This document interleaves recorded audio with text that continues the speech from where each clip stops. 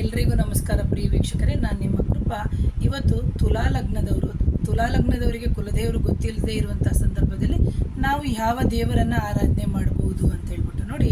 ಕುಲದೇವರು ಗೊತ್ತಿಲ್ಲದೆ ಇರುವಾಗ ತುಲಾ ಲಗ್ನದವರು ಗುರುಗಳಿಗೆ ಸಂಬಂಧಪಟ್ಟಿರುವಂಥವ್ರನ್ನೇ ಆರಾಧನೆ ಮಾಡಬೇಕು. ನೀವು ಬಂದು ರಾಘವೇಂದ್ರ ಸ್ವಾಮಿ ಆಗಿರ್ಬೋದು, ಶಿರಡಿ ಸಾಯಿಬಾಬಾನವರಾಗಿರ್ಬೋದು, ಅಥವಾ ನಾವು ಕೋತ್ಲೂರು ವೀರಬ್ರಹ್ಮೇಂದ್ರ ಸ್ವಾಮಿಗಳು ಅಂತ ನಾವೇನು ಹೇಳ್ತೀವಿ.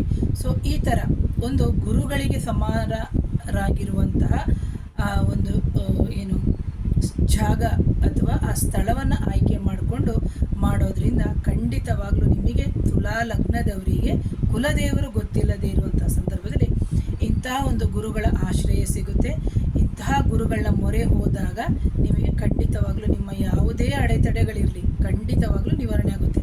ಈಗ ನಾವು ಊರು ಬಿಟ್ಟು ಊರು ಬಂದಿದ್ದೀವಿ, ತುಲಾ ಲಗ್ನದವರು, ನಮಗೆ ಕುಲದೇವರು ಗೊತ್ತಿದೆ, ಆದರೆ ನಾವು ಕುಲದೇವ್ರ ಹತ್ರ ಹೋಗೋಕ್ಕೆ ಆಗ್ತಾ ಇಲ್ಲ.